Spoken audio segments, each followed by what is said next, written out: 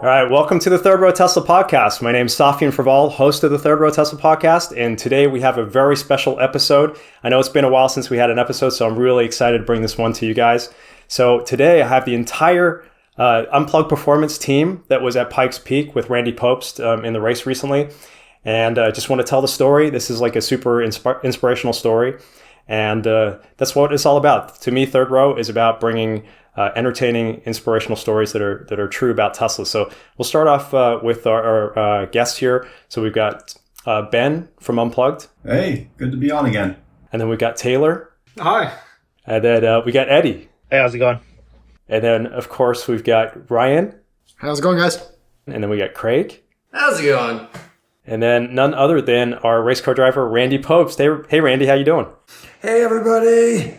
Awesome. So, I just wanted to maybe start off and hand over to Ben and talk about, first of all, his role in the team, and then, really why we did this and why it was so important to tell the story. The why that I have and the reason why this thing got so extreme for us to fight, from my point of view, was we have to tell a story of not only the cars being fast, but the attitude of Tesla's mission, I think, has to live through us and through all Tesla car enthusiasts. And I think Tesla's mission is very, in some ways, simple to describe. It's basically doing the impossible every day. Why does Tesla exist? Why are we making electric cars? Why does it matter? It's because it's very important to accelerate the transition to sustainable transport. It really is. This is really important for the future of the world. Basically, what Elon has done his whole career, and it's distributed throughout the entire culture of Tesla's team internally and the community externally. People are looking forward to opportunities to show the world, what you can do when you set your mind to it. And I think that that's uniquely Tesla, and I think that uniquely all of us now. Certainly for me, I can speak for myself. It's uniquely me. And when I was kind of doing a self-diagnosis in the car after the event that I put on YouTube, one of the things I said out loud to myself was whether I would have done this in my, previous brand if it were a Nissan GTR and not a Tesla. And the answer is maybe I wouldn't have. Maybe I wouldn't have said, let's just keep going and buy another car and whatever it takes to get it done. But in this case, it felt like something much more than, proving a point to anyone. It felt like more is at stake. And then there was the other one, which is very personal to me, which is Randy's story. And, he's dedicated his life to motorsports and is, one of the best drivers of all time, American legend. And it pained me to see that Randy's story could have ended there with him going off the track, but that there was a chance to make a different story happen. It didn't seem like it was going to be possible. And I think there's a lot to the story we can talk about, but I think above all, the reason these things happen is you have to have a deep conviction in why you do what you do. And as I've said, the why is more important than the how. If you have a really strong why, then you'll figure out how. You'll figure out how to get there. I'm amazed when I hear that story, and I'm so grateful to have had the opportunity that Ben and the team created after I crashed the car. And my involvement with Tesla, I think, has come very naturally with the change in the automotive landscape that Ben was just talking about. I'm in the car business. I love to race cars. I do all this motor trend testing. So when Teslas appeared and turned out to be really good and turned out to be very fast, and then especially with the Model 3 with track mode, track capable, that just naturally came into my world. It's not something that I pursued. I just pursue cars, and I'm a hedonist, just having fun. And I'm a drug addict. I love driving on track fast. The adrenaline. And those things all came together. That's my drug. It really is. I'm addicted. And so the first time I saw a Model S, I was blown away. Before I even drove it, how good it was, how it seemed like a modern car that was sensible and well designed and well put together. And that's not what I expected from the electric car industry. they'd always been weird.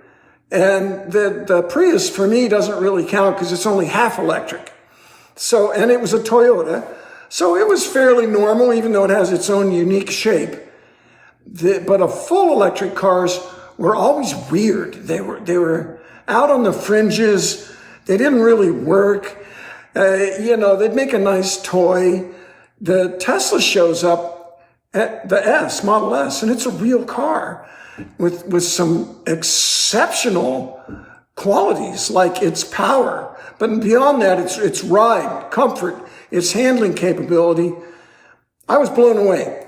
And then it just naturally, through Motor Trend, is how I got to be involved with the helping to consult just a little bit on the Gen 1 track mode.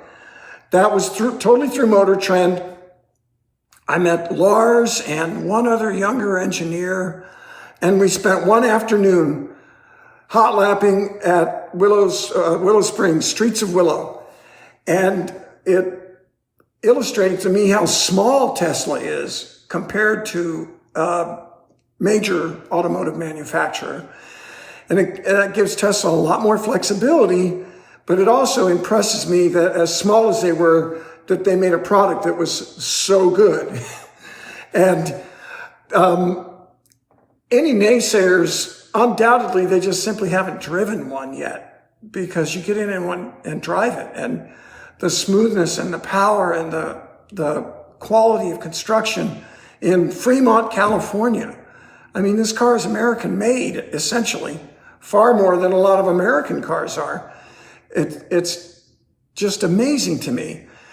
Now, as far as running Pikes Peak, that was just my own race car driver's desperate search for something to race, to feed my driving habit. I'm always doing this on camera.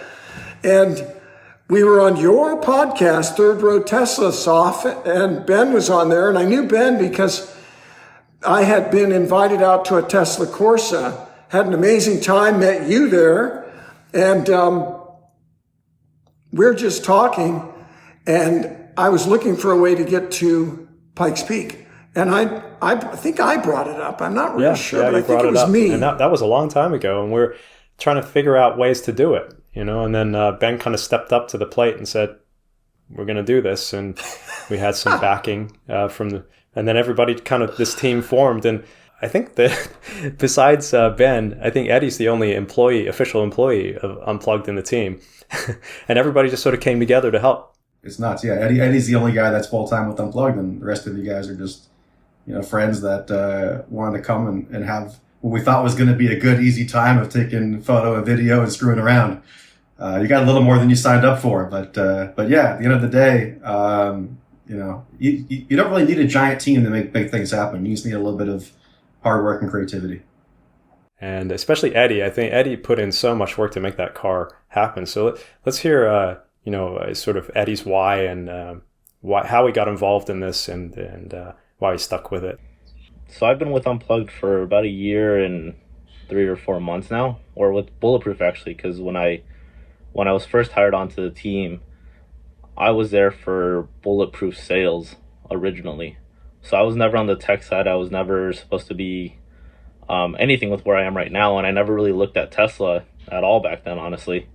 I'd always been a very gas, ice powered kind of guy, and I never expected to like or even enjoy Teslas as much as I do now. So it's really weird slowly getting into that transition and moving from being in sales to being to more a technical role, support originally. And I still do support now, but for Pikes Peak, I think the role that I played was being the head tech and Pikes Peak called it crew chief. A lot of what I do has always been very much, I want to be the best at everything I do. And for me, Tesla was very exciting because it was a complete new alley, new aspect. Everything was different. It's not like anything I've ever worked on before. It's not like, a gas car, you can just go up and turn the power up a little bit, and get quicker and stuff like that. You have to be really creative in how you get the car to go faster. So for me, it was really exciting that I was able to look at something like that and figure out what I could do to make the car better. Because the car's already really good from factory, so improving upon it is a very difficult task that I think Ben Ben has captured really, really well. And it's just been a blast for me, just doing all these little tune-ups and little changes to it. And I've gotten to the point where I'm really comfortable with our products now and our suspension, and Randy can talk to me and tell me this is what I'm feeling and this is what I need to feel, and I'll know exactly what I need to do in order to make that happen. And we can set up a car right now out of the box that's fairly good, fairly straightforward. So for me, Pikes Peak was really interesting, because I'd been to Pikes Peak before, but never like this, never to this extent. And I never imagined we would be in the situation that we were in. Honestly, from the very first moment that I went out to see the car, and that Randy was okay, was the first and foremost thing. I think that's the first person I ran over to. I was able to ride with the tow trucks out to where Randy had clipped that wall, and just seeing Randy up and about, that was everything. And then afterwards, looking at the car, I'm not gonna lie, I looked at the car and I was like, I don't know how I'm gonna fix this. And I'm pretty sure I said that out loud at one point too. And for me, it was strange, because we were alone, essentially. It was just us. It was our little team, and I didn't know where we were. I'd never been to that little town before, really. I didn't know anyone there. I didn't know where we were gonna go to. So for me, it was really, really hard at that time, because I was like, how do we fix this? How do we make this better? And I honestly didn't know. And I never would have expected the support that we got from the community or from the surrounding shops. That was huge for me. I'd never received that much support. I had random people calling me, random people texting me, people that I met at superchargers were messaging me on Instagram. It was the craziest thing ever. Just having all these different people coming out to us and being like, hey, we're here for you guys. We're here to support you. We're watching. And I think that's when I realized that this was a lot bigger than all of us, was when I realized how many people were messaging us and how many people were just supporting us. Which was insane to me. I'd never seen that before. So at that moment, I knew that I had to just come together and figure out what I needed to do to fix this car. So I got with Craig, and Craig with amazing support, amazing help for someone who's not even a technician, right? Because really it was just me there who's a technician, and then Craig was there as a backup or help around with some stuff. And Craig pretty much handled all of the interior stuff, all the electronics, all the wiring. That was all Craig. I'm just a photographer. And I honestly would not have been able to do it, I think, without Craig, without Taylor, without Ryan. Everyone kind of stepped up, even though everyone was labeled as a media team. They were just way more than that. So for me, it was huge. All these different people coming in and playing a big part, anywhere from Eurocar to Anthony's Pro. It was hilarious. We literally dragged the car into the shop with an ATV. So we were dragging the car across the floor because everything was locked up on it, and just seeing all these people just helping us out just to help us. It was crazy. No one had to go to that extent. They didn't have to pull out their ATV to drag the car inside of their shop and work with us for an hour trying to figure out how to get it on a lift. And it was mind blowing for me. And so all this stuff just made me realize that we had to fix it somehow. Somehow we had to do this, not for us, not for Ben, for Randy and for everyone that was watching us at the time. I think that's who we had to build this car for, and that's what we had to put together. And I mean, when it came down to it, me, Craig, Ryan, Brian, Christian, everyone was just working together as a team. We were well coordinated, putting different parts of this car together, and everyone working on their own little different things. And that's what made this work. That's how we got that car together. And for me, it was just crazy that it took off in 48 hours. I never would have expected to build a car that took me, originally us at the team, 2 weeks to put together. We did it in pretty much 2 days, which is mind-boggling. Yeah. I thought it was just an amazing effort, but there's such an important point to mention. I think that some people watching this may not realize, why didn't we just get another car? I mean, actually, Ben did. You bought a new car. Why couldn't that have been used in the race? So, maybe some people don't realize that the rules of Pikes Peak is that you have to use the same car in the race that you registered in the beginning. So that's why we couldn't just use any car. And we'd actually talked to, Josh Allen's team. They wanted to. They actually stepped up and said, "Look, you can use our car, parts of our car, because they crashed in the first day, unfortunately." But that once we had Tesla support, it was sort of like a no-brainer. We need to show like this is Tesla supporting us. So yeah, I know you mentioned that Craig was Craig. You mentioned that you were a photographer and you kind of stepped up. Maybe we talk about a little bit about your why, Craig, and how you got involved in this and what you expected from the beginning and how it turned out. Yeah, absolutely. So the people that know me, they know my channel called From Where I Charge on Instagram and Twitter and stuff. And this type of project really aligns with who I am and my passion, and the fact that my goal is to promote the extreme capabilities of electric vehicles.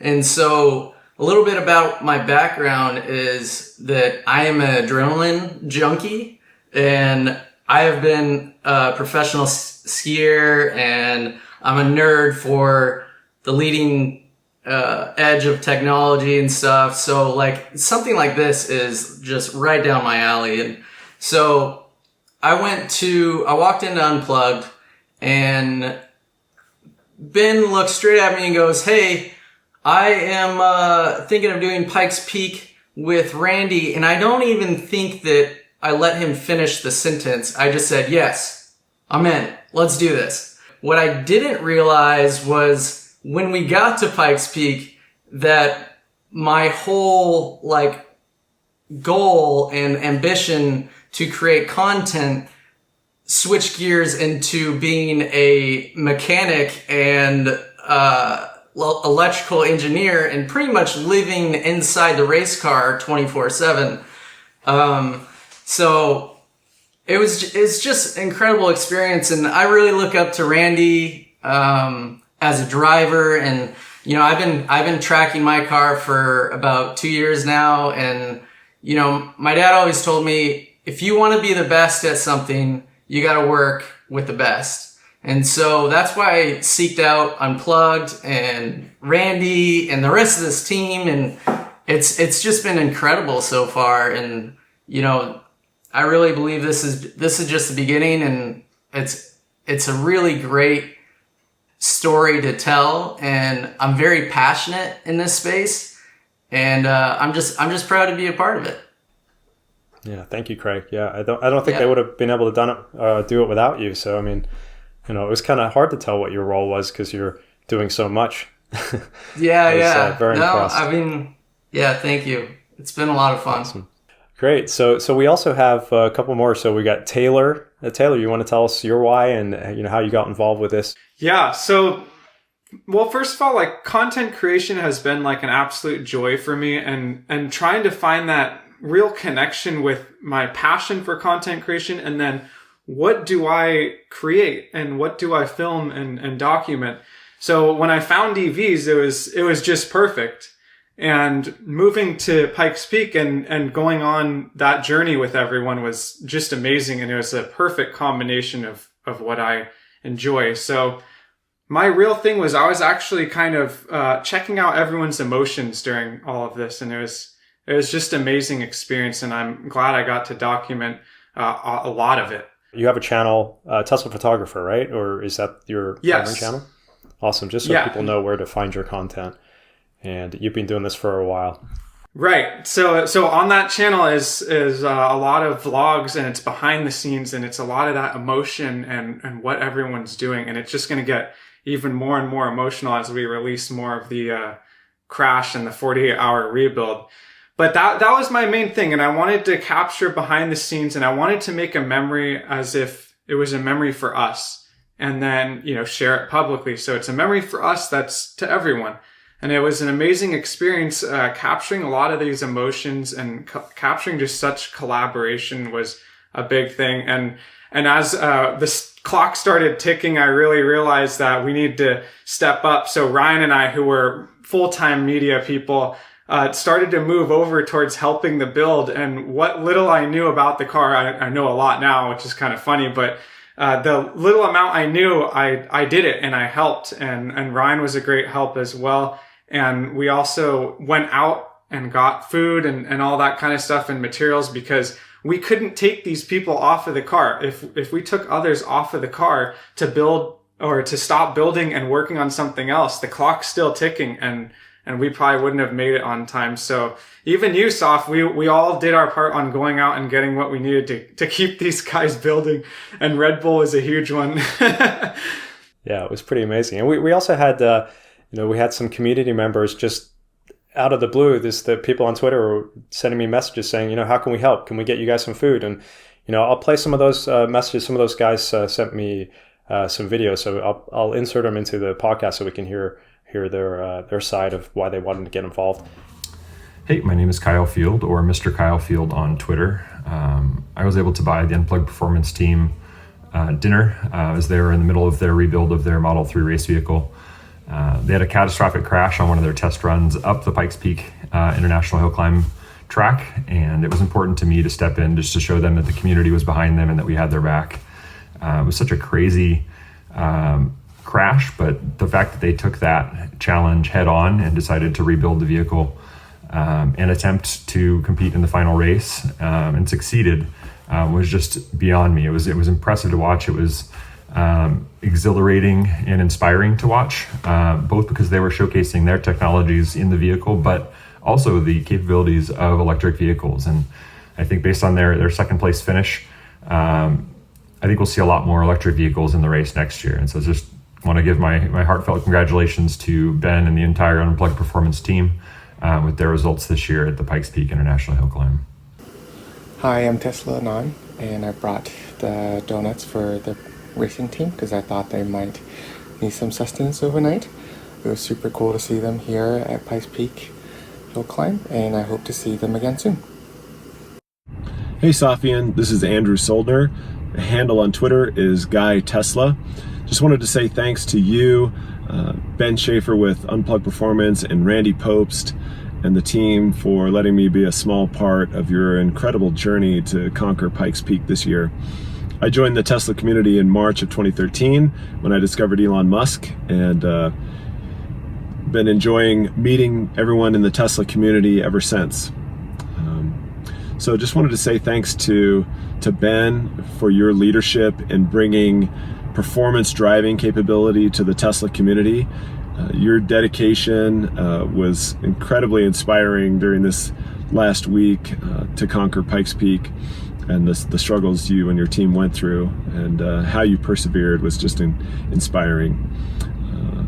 Your lead mechanic, Eddie, and his team, just miracle worker, rebuilding that car in just a couple days and conquering the mountain. And then, of course, Randy, such an inspiring driver and just an amazing human being. So it was great to hang out with you and learn from you. And then just thanks to the folks over at Eurocar for your amazing logistics support for the Unplugged team. This car actually was rear-ended, and Alan over at Eurocar coordinated getting everything rebuilt, better than new, incredible paint job. So if you have a Tesla and you're in the Colorado Springs area, Eurocar is where you take it. So anyway, thanks everyone, thanks Third Row, and looking forward to the Unplugged team conquering Pikes Peak in 2021. Yeah, it was just magical. It was like this bigger team, like everyone talks about this being bigger than us. Well, yeah, it certainly was. I mean, the whole world was watching.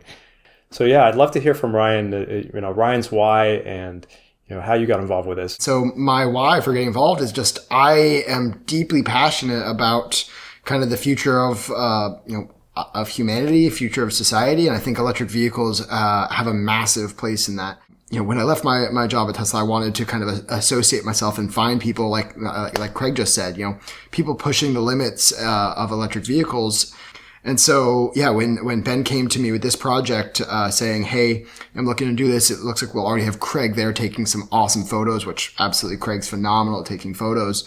I was trying to really just document all of the electric vehicles there was my goal. And there was 3 Teslas racing this year, as we all know now. We were really kind of just doing whatever we could and, filming whenever there was downtime. Again, people need to see these stories. And Ben said it best, this needs to kind of happen for car culture, to have the people pushing the limits. That way the people that aren't even pushing the limits are just more excited about what they could do or what they can do, with Tesla Corsa and everything like that. So to be there for this year was just more than I could have ever asked for. Yeah, it was extremely special for me as well. I wanted to do this podcast especially to share the story more, get it to a wider audience, so everybody realizes like it wasn't a simple thing. It was not like Ben has unlimited funds as well to make this happen. I'm sure it was quite painful to have to buy a new car just to gut it for parts. One of the Tesla employees drove it down the same day, brought it to Eurocar where we did all the work, and I don't think Ben had even finished all the paperwork for purchasing the car, and the thing's already in pieces. I didn't know what color car I bought. I didn't know how many miles were on or what it was. I just said, does it have the right parts and the right spec? Just get it here as fast as you can. So that was fascinating just to see all that happen. It was so inspirational. I think that's why I felt compelled. I have to tell the story. Eddie talks about the ATV pulling the car. I was standing right there next to it, and we were all kind of like laughing about it. And there's no brakes in the car, and the thing has to be kept tight, otherwise it's going to roll back and hit the trailer and all this sort of crazy stuff. And then they put it on these dolly wheels, like little basically a tiny little dolly just for the tire. And they're pushing it around, and I remember them pushing it over there. There's got like a drain grate on the ground. I'm like, that thing's gonna get stuck. And I'm freaking out. And I guess the guys do it all the time. They kind of just roll it over the right spot, but there's like these massive gaps. And I was like, man, the car's gonna get stuck in this thing. But yeah, it was amazing. So yeah, in terms of Eurocars, it's kind of crazy. I was working through a lot of different options, including some people's garages and a bunch of other members of other Pikes Peak teams who were offered to help after hours, and a few guys who were willing to drive out some from Denver, some from California. And I was kind of pulling together a list of possibilities of how to get this done. Meanwhile, ignoring the most obvious one, which is the one that Soph found and the one that Randy found as well through Randy's friend, Joe Brenner. We had the car basically rolling enough where we could actually get it in the truck and transport it somewhere. Because either way, we had to get the car to a place that could work on the frame and figure this out. And that was where we were stuck the day before, was that Eurocar said, hey, we need to see what's going on, get us the car. And I said, I can't even get you the car right now. We got to get some parts on the car and get it in the trailer, and then I'll get you the car.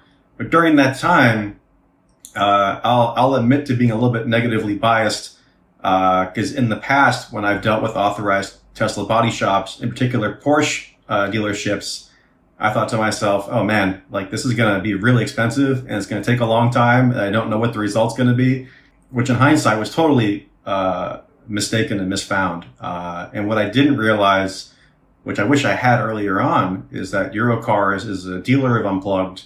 They have a showroom with one of our bumpers on one of their customer cars there. And they're family. I mean, before I knew it, they were really family to us. And it was very clear the first moment I talked to Joe that he was not just Unplugged family through his business, but anyone who's competed in Pikes Peak, as he has for a while, I think has this level of camaraderie and this kind of in the trenches support where he knew we were in trouble.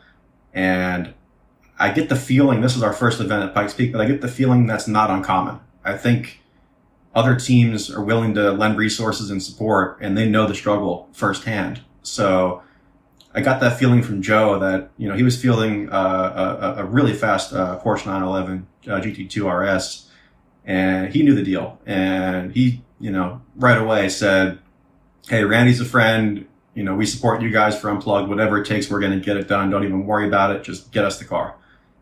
That moment going forward made everything infinitely better. It was like the most magical of circumstances, especially being in a place none of us have been. I've never even been to Colorado. I think most of our team hasn't. And it's hard enough to solve this thing when you're at home.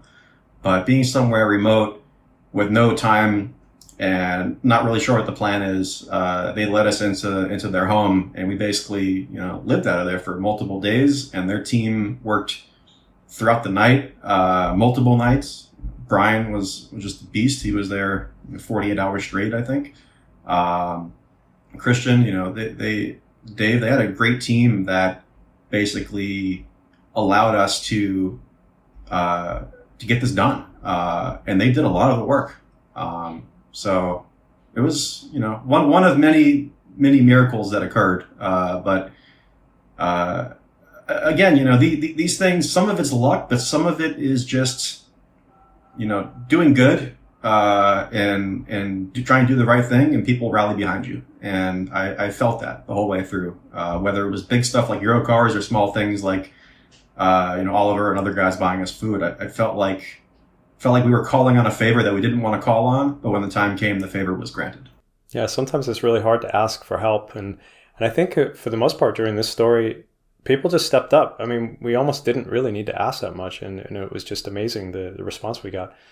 Well, I think there's a little bit of a backstory before Eurocars, and that was where Eddie and I went to a kind of like mom and pop shop in Colorado Springs by the name of Anthony's Pro Auto. And so that's where it really started, where Eddie and I started to do the teardown and check out to see what parts need to be replaced, all the damage and everything. And if it wasn't for them, it would have been tough to move forward past that, because then we started making that list of all the damage and the parts that we needed. So it was really nice that we got support locally from that shop. And I think Eddie can kind of tell a little bit more about that. Yeah, so getting the car to Anthony's Pro Auto, we dropped it off there. That's where the tow truck, Lloyd is actually the name of the tow truck driver, and big thanks to Lloyd, actually. He's the one who actually got the car off the mountain, down the mountain, and then over to Anthony's Pro Auto. And actually Lloyd has texted me several times throughout the event wishing us good luck, and that he was actually involved too in like actually watching and seeing us and hoping that we would be able to get the car back up the mountain. And then even actually coming off the mountain and being back at home, he texted me again letting me know that congratulations on getting it done. So little thing from the tow truck driver there is actually really cool, I think. But he got it to Anthony's Pro Auto, and it was just, I remember him getting it off on the mountain first, and they literally had to shake it off of the truck because it wouldn't roll on its own, and it was so heavy to where they had to bounce it off the tow truck. I'd never seen someone do that before. So they're bouncing this car down, and then he picked it back up again, had to swing by on the way down to help another car that was 150 feet off course, and then took it to Anthony's Pro Auto. The owner of Anthony's Pro Auto was like, yeah, we'll see what we can do. We'll get this guy in first thing in the morning. And next day in the morning, we showed up, and he was like, I think we could probably just pull it with an ATV. And we put those little dollies on that Soph was talking about earlier, and we're dragging it along, and it's going okay. And then like one of the wheels gets a flat spot, and like all the dollies fly off, and then like, I don't know, whatever, we're just gonna end up dragging it anyways. So we're just dragging it up this little hill, just pulling it to the back of the shop to get it in on one of the lifts. And man, it takes us a while to get this car in there. And Anthony the whole time's just with us. I'm sure he's got other stuff, other customers to tend to, but he's here taking his time. And one of his other guys too is in there with us, just getting this car up on this lift, and we finally get her all racked up. And as me and Craig are going through the car, taking a look, and we just start this list. And I'm like, Craig, get your phone out, get your notepad out, and I'm just gonna start going through what I can see from a visual standpoint, being underneath the car. And I mean, it is a long list of just stuff that involves stuff like subframes and drive units, and that's when things get expensive, is when we start looking at the total components like that. I mean, the subframe, even Eurocar said it's not something they've ever seen before. That was the level of damage that we were seeing. They'd never seen a subframe twisted and bent and actually having the welds coming up on the subframe, which is insane. And I think that's where we really knew we had to get the car rolling at Anthony's Pro Auto. And I remember as we're unloading the truck, and I get like the two key things that we were going to need in order to break this thing down, which was like a 4-foot crowbar, I think, 4 or 5 foot crowbar, and a 5 or 6 pound hammer. And man, I remember going to town on this wheel because the wheels were in such a bad shape that they were actually wrapped around the rotor. And I was pounding on this wheel. I was like just beating it from the inside, trying to get it off, and I cannot get this wheel off, and I'm pulling on it with the crowbar, and it's just not coming. And I'm like, I don't know if we can even get the wheel off at this point. And I give it one more good swing to the back of it, and the whole thing just flies off. And I'm just like, okay, we did it. We got one wheel off, so now we can start looking deeper. And I mean, taking that one wheel off, we noticed all the studs in the knuckle are bent or broken, and like the list just keeps on going and going and going. And I'm like, well, we at least need to get it rolling. So we have those lower control arms that Soph actually drove out to Denver, I believe, to get, which was, super. That was a key item that we needed to get that car to move. I was like, anything else I can work with, but those lower control arms in the rear, I need those to get the car to move. So Soph, fantastic. That was huge. Got us the car rolling that day. I think timing was everything, honestly. You being able to go out and get those lower control arms was massive, because we needed the car to move, right? We were all just on a deadline, essentially. But beyond that, luckily we had a ton of spare parts with us. Unplugged Performance parts you're talking about, right? You had a bunch of spare ones. Yeah, we made sure to bring a good amount of spare parts with us. So luckily I just threw in another set of just one-way coilovers in the rear, those lower control arms, and before we knew it, we had a car that would roll again.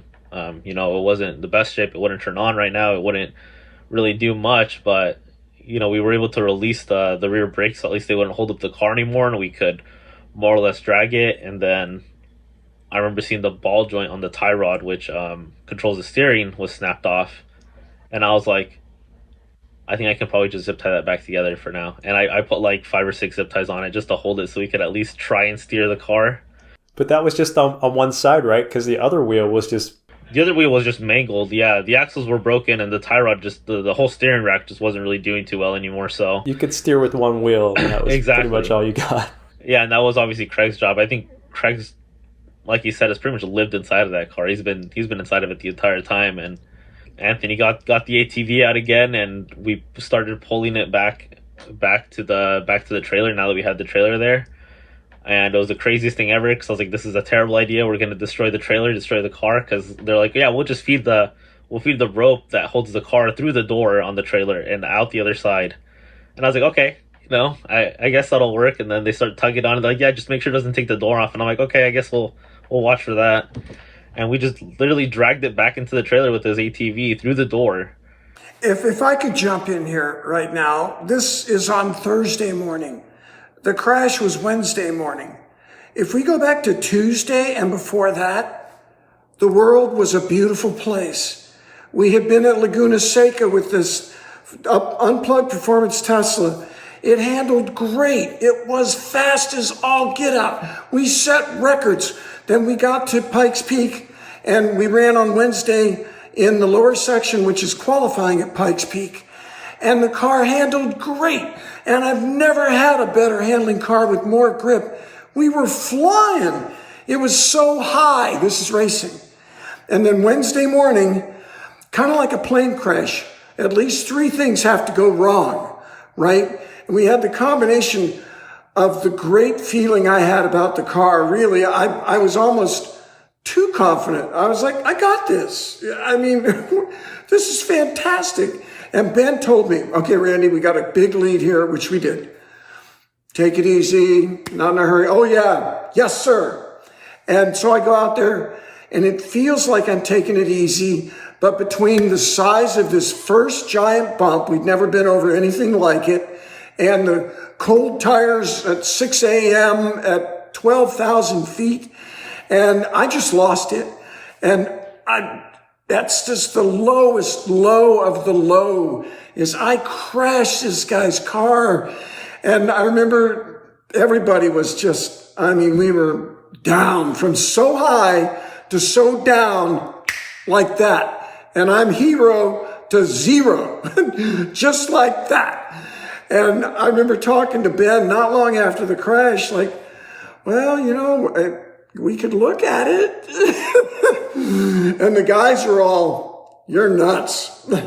But the way this team, I don't know, just from the bottom of the depths of depression and disaster, they turned it around. And it kind of started at Anthony's when Eddie and Craig and the guys got it rolling and were able to get it over to Eurocars. And Eurocars, Brian and Christian looked at it and were kind of saying, yeah, I think we can fix this if we can get the parts. And then Ben's like, get the parts. I'll get the parts. The transformation from the high to the low to getting it back together again. And it's like, it was a rebirth, wasn't it? Wasn't it, Ben? The sun started coming up again. I'm like, I don't want to get the cart before the horse here, but we might make it back to the start line. Yeah, it was amazing. And then just as the car did transform very fast back into a car again, all these people came, stepping up and coming forward. Like we had to test the car, and I was looking at my car out, outside the garage, just parked there, and just the rain pelting down, praying that it wasn't going to hail, because a lot of the cars there at Eurocar, they have some pretty severe hail damage. It's like, hopefully my car doesn't turn into one of these things, but at least it's there. It can get fixed if it needs to. But yeah, then Randy took the car out and started doing some donuts in the parking lot, and I was trying to live stream it on Twitter. The connectivity was terrible though, but I think you guys got some good footage recorded, so that should be cool. So then we got invited to test the car at an airfield. I think Ben set it up, and we were just like, wow, this just doesn't happen. This is pretty special. So we literally went into this private hangar. Randy's driving on, on the airport around, next thing we know. So maybe we'll talk a little bit about that, because that was surreal. I'm just like, is this really happening? That's crazy. That was a magical moment. Even it felt like everything was just going so great that day. From the pouring rain, Randy went out there, started driving the car, and then the sun came out and it was clear blue skies, and it felt like everything just changed in an instant. And there was such a degree of kind of optimism and overcoming the odds, where we really felt for the first time that we had a running car. And in normal circumstances at Pikes Peak, there are a couple tracks you can test at. Our timing was really bad, because at this time I think it was coming on Saturday evening, and the race was the next day, and I was just hoping we could test anywhere. So we found ourselves with the evening to figure out what we had with the car and to see whether it was going to be functional or not. And yeah, by a lot of sheer luck, we found this picturesque airport location, and it was beautiful outside, and it seems like our team kept growing. By the time we were over there, we had a couple of guys who bought us some meals who came along board. It was all the guys from Eurocars. It was our team. And I felt like it was, I don't know, like an ending sequence in a movie where like the whole team kind of goes with you to the victory spot. Everyone's got cameras out, and there's all these like badass airplanes there. And Eddie almost went to jail for driving the car the wrong direction, so that almost went badly. But yeah, it was amazing. And just seeing Randy get behind the wheel and nosedive the front diffuser into a dip, and heard that noise, and I was like, man, we just patched this whole thing together, and I thought it was going to just explode. It was just like bottomless pit. I was trying to recreate those big bumps on purpose. It was a little too close to recreation there at a moment. I was a little nervous we were going to have to build the car again, but it was a magical time. But nothing fell off the car, so it was... Nothing fell off the car. I was shocked. Yeah. Well, we did have a little bit of a hiccup when the car wouldn't start at all, and we were like, what is going on with the car? Why won't it run? Like Randy said, and everyone else I think agrees, is this whole project's been like a roller coaster of emotions. I mean, we were just doing this the whole time, and Tesla style. We thought everything was great. We thought that it was going to work well. All the track mode data was looking good, and we let the car sit there, and all of a sudden we're like, all right, let's go for another run, Randy. Let's try it out. And we put in drive, nothing was going. Like, there was no power or anything. And so I take out my meter, because apparently now I'm an electrical engineer, and I'm trying to figure out like what the problem is. And I find out that it is the 12-volt battery, because I had a single lead coming in to the car, and I tested that out, and there was nothing at all. So I was like, it has to be the 12-volt battery. And the problem was that we couldn't open the hood to get to the 12-volt battery because there was no power. So that was an issue as well, but we ended up getting past that, and then we're back up on the roller coaster. It was funny at that moment. when the car started giving problems, I called up or I started texting one of my friends, a Tesla employee, Brian Mick, actually. He was the guy who got the mobile supercharger situated for Laguna, which was amazing. But yeah, he was like looking into the diagnostics remotely, and he's like, well, I see the car, but it just disappeared, and then it came back, and so like the lead on the battery was just kind of intermittently touching the terminal, and it had kind of fallen from when Eddie was driving the car. It was probably shaking around because it just wasn't secured. Brian stuffed his arm down the front. He didn't open it though. He stuck his arm from behind like the cowl. Yeah, we couldn't open the front because the wiring harness was destroyed that actually holds the leads that you can put power to open the front. And Brian, of all people, I did not imagine his hand would be able to fit back there to be able to reach like in front of the windshield behind the hood to actually put the terminal on the battery all underneath it. So that was pretty crazy. And then it was all smooth sailing again. Well, it seemed that way. We did notice Randy was doing some 3-minute runs, and when he came back, we saw the battery on the track mode display shows the main battery was actually red. We were also testing out a third-party coolant system that Unplugged's been developing, and we're using some of that as well. It incorporates a CO2 can, and so we were playing with that to see if this idea of using this system would work going up Pikes Peak, because usually around 3-4 minutes you start seeing a red indication on the Model 3 screen. And so we were playing around with that, and I checked out the data and all looked well. But yeah, Eddie, do you want to talk a little bit about the coolant system? Our system, the way that it works is that we increased, instead of having one radiator, we now had 2 more radiators mounted on the corners. And instead of 1 condenser, we added another 2. So we had a total of 3 radiators and 3 condensers. And these were just looped into the existing system. So we're not changing pressures. We're not changing like pump flows or anything like that. We're essentially just increasing capacity of the system as a whole. You could tell that it worked. The easiest way to tell that it worked was that the AC was super cold on the car. It was crazy. Like something you'd never think about. You know, the AC was freezing. It was way colder than normal. Ice cold. Yeah. And so as we have all these capacity increases, we're able to keep the coolant at a lower temperature for longer before it starts to heat up. At least that was the goal. And then we ran the CO2 sprayer through like an intercooler sprayer, which was placed in between the radiator and condensers inside of this big metal box that acted as like a chiller box, essentially. Actually, Viv had a question, Falcon Heavy on Twitter. She's like, I want to take my car to the track.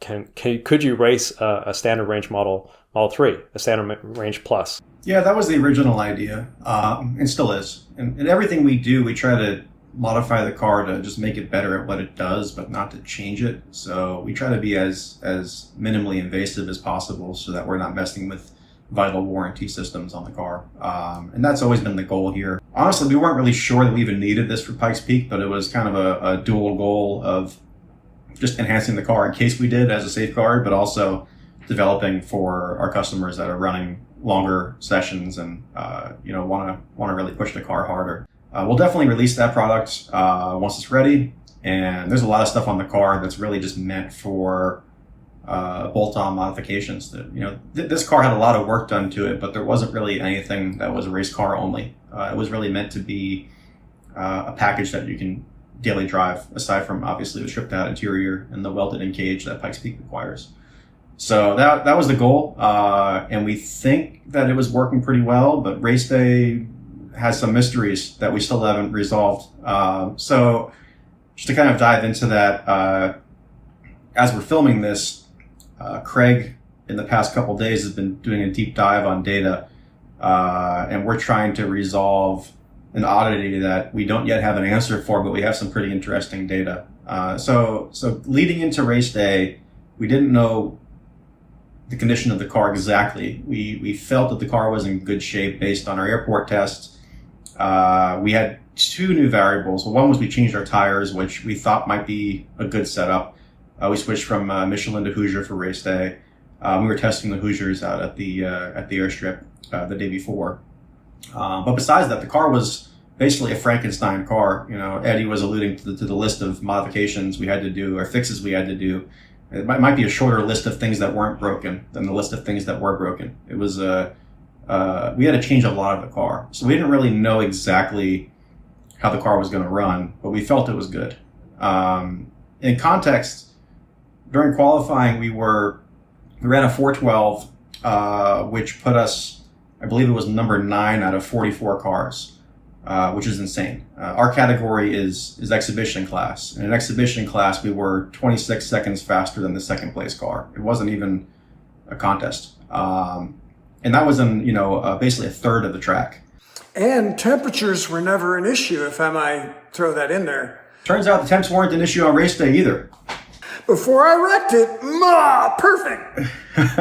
And the lower section is not bumpy at all. But I kind of find it fascinating as well, like how they use the qualifying time just from the lower section. The rest of the middle and the upper section are just used for practice. Also, one of the things that Randy's talked a lot about, and is very much true, is that the car doesn't get slower with atmosphere, whereas gasoline engine cars do. So I think the fact that we were number 9 out of 44 in qualifying, we might have ended up being top 5 because I think we had a bigger advantage as other cars lost power going up to the top.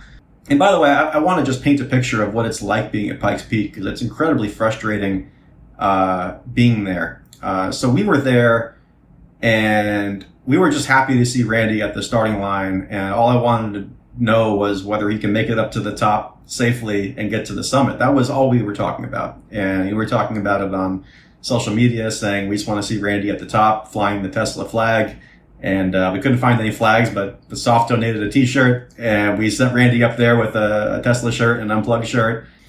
But there's complete blackout of information when you're there. And it's for being at different tracks or different events, this one is incredibly frustrating. For one, there's no cell phone coverage. So the phones are dead. There was Wi-Fi in theory, but the Wi-Fi didn't really do much of anything. You have to choose essentially, are you going to, as a team member or crew member, are you going to be, in the pits at the bottom or are you going to be at the top? And both are bad options. But you have to pick one. And so we were there at the bottom, and once Randy went around the first corner, there's no information. You don't know what's going on.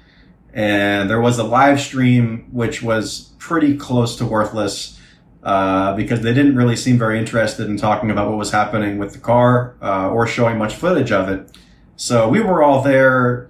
I mean, I can't speak for everyone, but I was extremely freaked out and nervous and just state of panic trying to figure out what's going on. And I couldn't watch the live stream.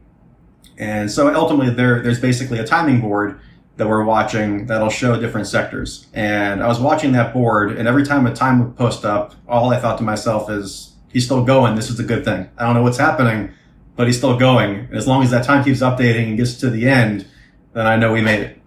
But the times were really slow. They were really slow times. So the beginning was slow, and then it got slower, and it got slower, and it got slower. And you just don't know what the hell's going on. And even when it was done and the time was up there, I don't know. I couldn't talk to Randy. He couldn't talk to me. No one could communicate. We knew he's up at the top, but we don't know what the hell's going on. Could we hear from Randy here? I'd love to hear what Randy's thoughts were being in the cabin, since we were all kind of blind. I know some of the photographers were out on the mountain at different places. Well, Ryan and team, the test at the airport was very important. Joe Brenner, again, set us up with that, a friend of his. And I used a new taxiway that was out of the way, and I drove the stink out of the car because I know what those bumps are up top, and I know even better after losing it on cold tires. But I had to gain the confidence that I could drive this car, or how hard could I drive it and have it work? Well, I drove it as hard as I could, and it was great. I mean, I banged over those bumps because that's how it is for the last 3 miles or so up in the part that freezes all winter. I mean, we go to 14,000 feet. And so it felt good. It handled. I threw it around.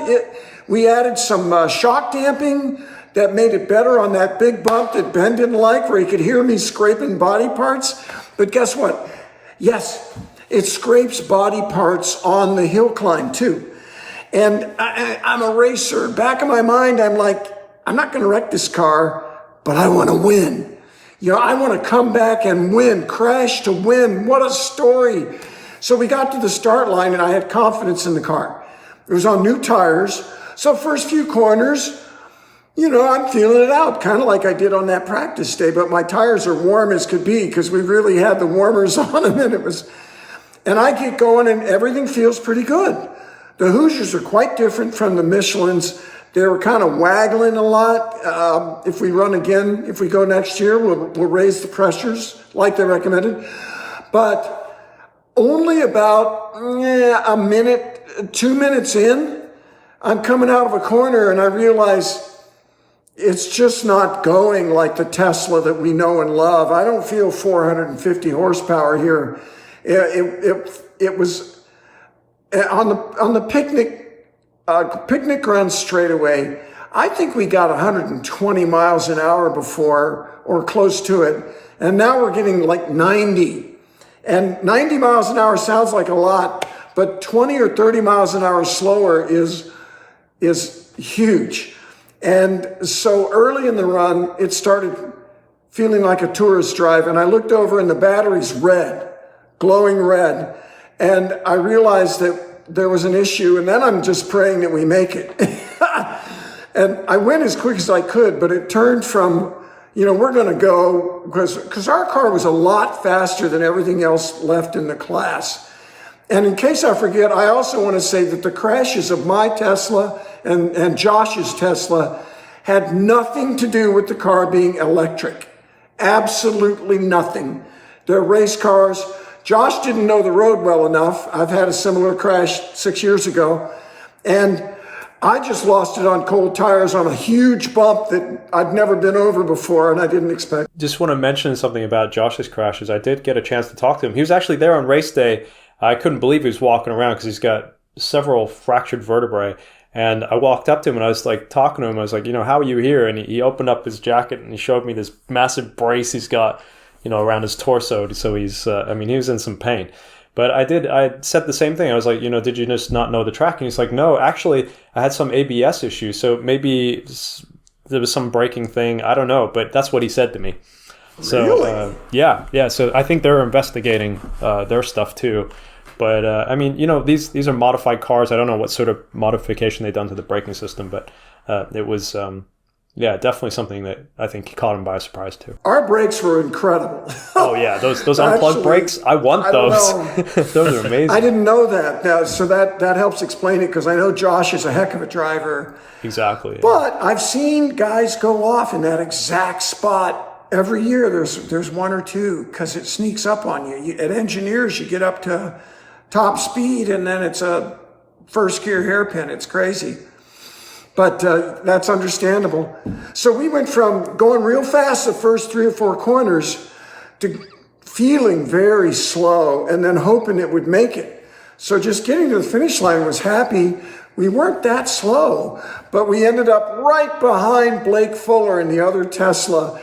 And for me, congratulations to Blake in a much less modified Tesla 3, way slower than our car. He beat us, congratulations. But I wanted to win for the team, for the comeback, for the guys. And we missed it by 1.3 seconds over 11 minutes. The frustration, the roller coaster, you know. Hey, we made it, but we almost won. But that's part of what I love about racing at Pikes Peak. I love that thrill and adventure. It's life magnified. Well, you only get one chance, and I think that this was a great example of that. We made it. Yeah, congrats to you for making it to the top. Congrats to everyone for making the car safe. Congrats to Tesla for making a safe car that, you know, protected all these drivers out there. And I'm excited for electric vehicles to be out there. Like to see that, you know, we still made it up there with that much time, and then, you know, what's it going to be like in the future? It was still a big win just to get Randy to the top, and that was really the goal. The only thing that is disappointing is that the car was more than a minute slower than it should have been. And that's something, Craig, I'd love for you to talk about what you've been doing the past couple of days, because I've seen the data now, and we're going to publish the data side by side of qualifying versus race day. And just one thing to preface before you jump in on the data. I've been talking with Tesla techs trying to figure out what happened. We still don't know. But what's interesting is that the car's data, according to Tesla, what we've learned so far is that the temperatures were fine.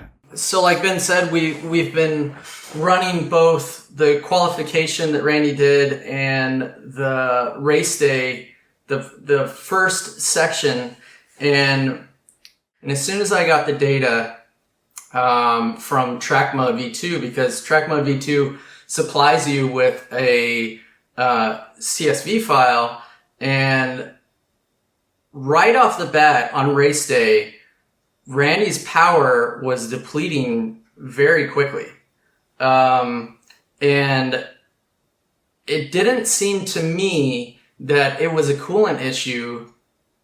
This is just my opinion, because the car was pretty cool starting off. The fact that the power was depleting so quickly is in question. And I made this video, and there's side-by-side graphs of his qualification run and the race run, and you could see the power just staying consistent on his qualification run. And you can see the power on the race day slowly deplete, and then to a certain point, right when that battery turned red on the visualization of the Model 3 screen, it was just flat out. There wasn't, I think it was just 180 kilowatts of power. Randy did 10 out of 11 minutes at 240 horsepower peak. That was all we had the whole run. Yeah, exactly. So it was like half the power, and it just flattened out. It would not allow him to go any higher than that. So it was basically like he was driving a rear-wheel drive SR Plus. That would have been faster. Yeah. The car was fully charged. I think we had it to 99% at the base. We towed it up. We had 99% power on race day. And actually at qualification, there was only 80% power. So we had plenty of power. It was just power output. Something was going on there. So there's an unsolved mystery, but if anyone is curious, and I'm sure Randy's been curious why the car was a minute slower, it was literally half the power, the whole run, which is, it's pretty frustrating to go through all this and to have an unknown that no one can predict. And it's equally frustrating to be a week after the fact and still not even know yet what caused it. So we're still trying to diagnose what happened with the car, but it was not related to temperatures. All the temps that we've seen were fine. So there's something else at play that we just don't know. It was related to somebody crashing the car a few days before. Yeah, it's possible. One of the things, a couple things. When it was towed, the car was towed to Anthony's. Remember, there was a Tesla Mobile Ranger using the truck. You remember that guy, Eddie? Jack. And he was speculating that maybe the battery wasn't going to hold up because of the jarring caused by the crash. There could be some sort of particles that shifted inside the battery, or possibly. But he said he's seen something like that before, so maybe that's a possibility. Jack did bring up that point to where he thought there'd be something wrong with the battery after taking such a hit like that. Even if it looked okay on the outside, doesn't mean it's okay on the inside. Yeah, we had an opportunity to swap packs with the new car, and the best knowledge at the time was that we didn't need to, so we didn't. And it's kind of frustrating in hindsight if that would have made the difference, because we would have definitely done it if that were the case. But you can't predict everything. I mean, there were so many variables on this car.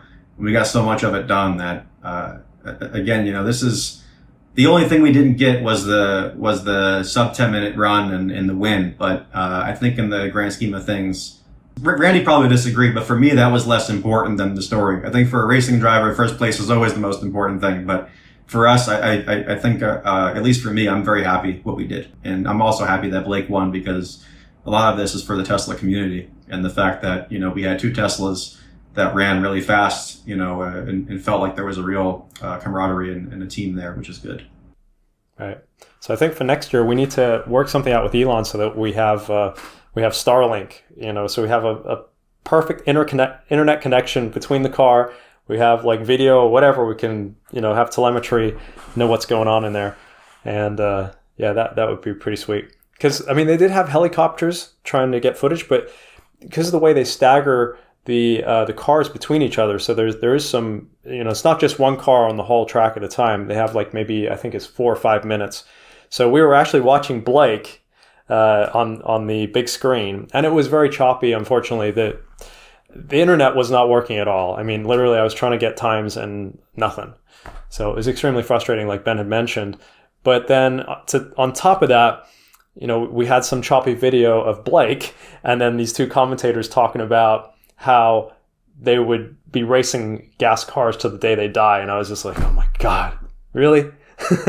But it is, it's a Mobil 1 sponsored event. So I guess they got to, fulfill their sponsors. But so next year, Starlink. And then just looking to the future, I thought this was a question from Kristen. She was wondering, how you expect racing to change in the future, especially now that EVs are so competitive. There was 26 seconds to the second car, which actually was Blake's car, right? It was another EV, yeah. If you want to go further to gasoline-powered cars, they were way back.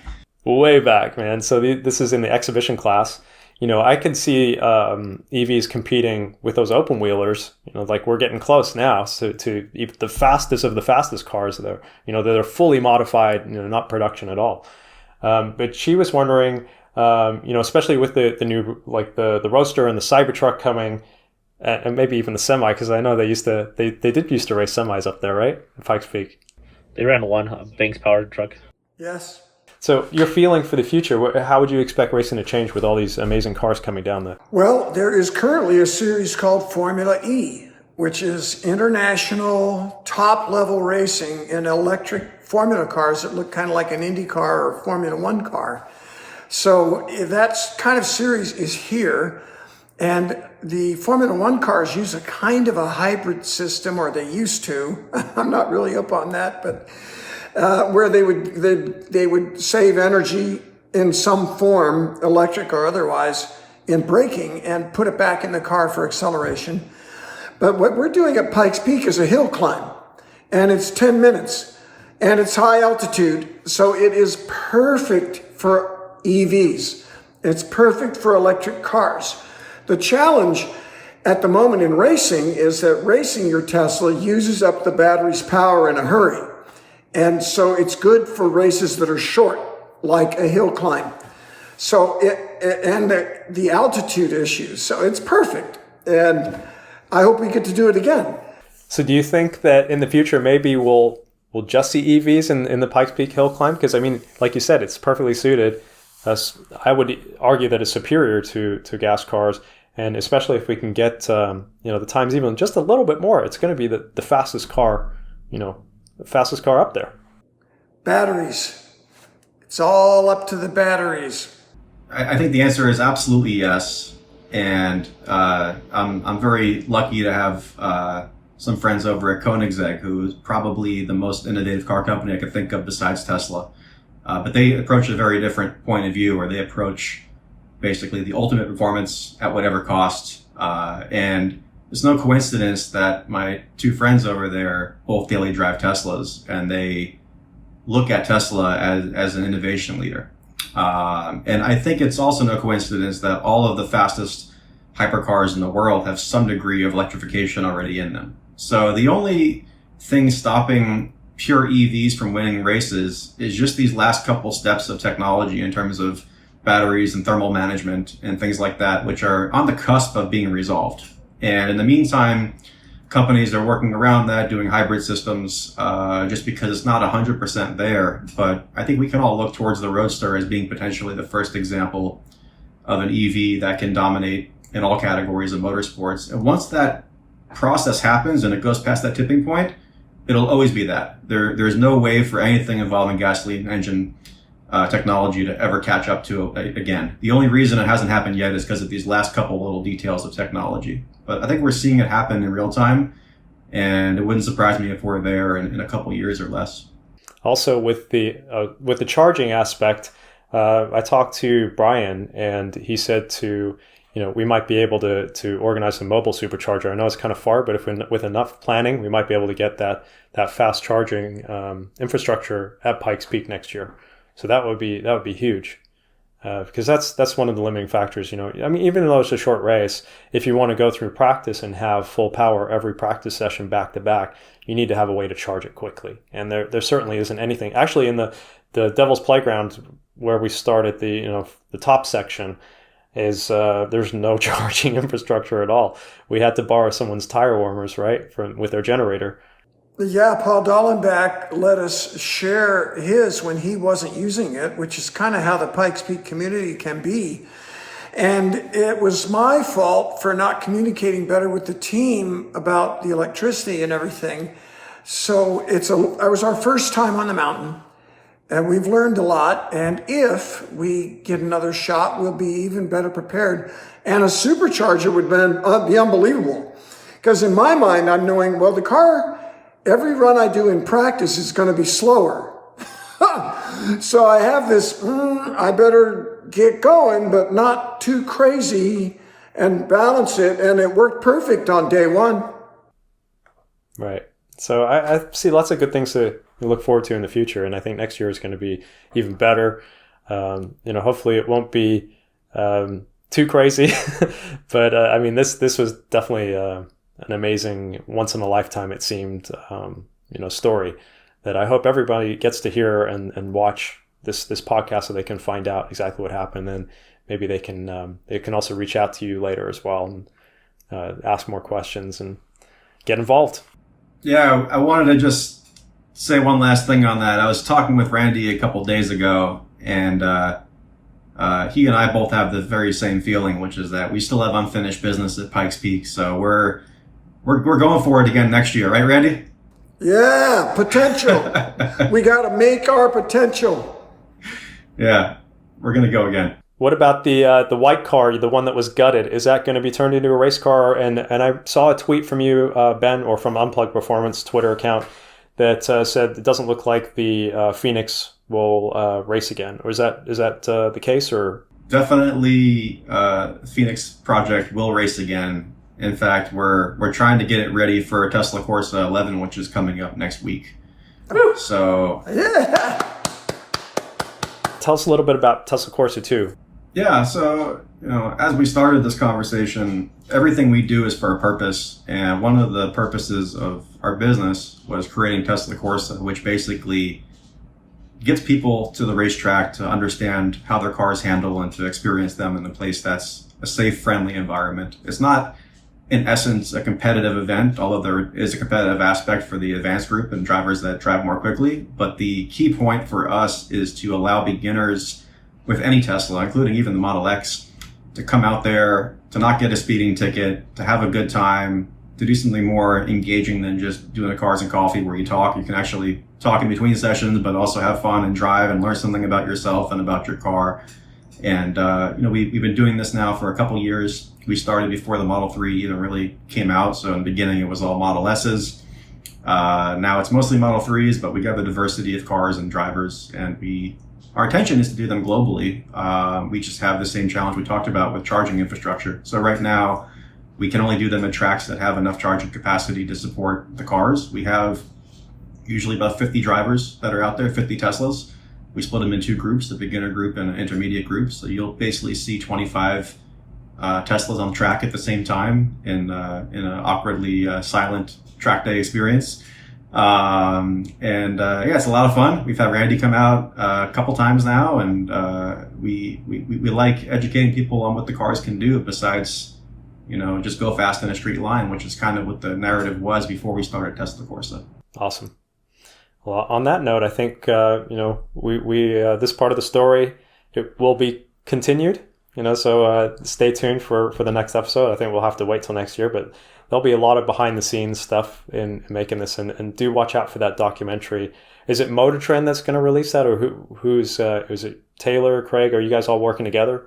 And Brian? To the best of my knowledge, I'm going to be putting together a full documentary of kind of the Unplugged along with some of the other EV experience. So that That should go live ideally sometime in September. There'll be a segment specifically for Unplugged and a broader thing on my channel, which is the kilowatts. So go ahead and look out for that.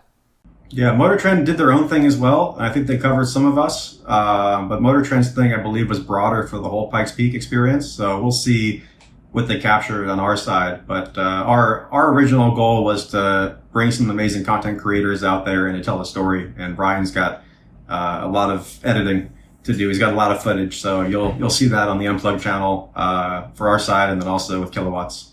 Taylor's been promoting some of his stuff on his channel already, which has been pretty awesome to follow. So on YouTube, Tesla photographer. Yeah, let's give Taylor a little chance to talk about that because it's pretty cool. Yeah, that series is getting more and more intense. Right now, where the series is at, it's your typical race. We qualified well, and everything's great. But we're starting to turn to that point where it's that Wednesday is the next video that's coming out, and it's going to be that very emotional. It's going to show that roller coaster very well, and it's getting very intense. These next episodes coming up for that. Yeah, can't wait for that, man. Great. All right, guys. Well, thank you so much, everyone, for joining. And this has been an immense pleasure. I feel like, as much as difficult it was at times, it was just such a great thing for me. It was very healing as well to be out there in the world again with you guys, and you are family to me, and which is why I wanted us to all come together again on the podcast to tell this story. So it was a very special time for me. So I want to thank you all for making the time for me and just making this such a special story. Absolutely. Thank you. Awesome. Yeah, Thank you. Thank you. Thank you, Soph, for your support. You're welcome. Thanks, everyone. All right, guys. Well, then we'll do our Third Row Tesla. We're signing off for this episode. So thank you so much. Woo! Peace. Thank you. Yeah, guys. Thank you. Take care.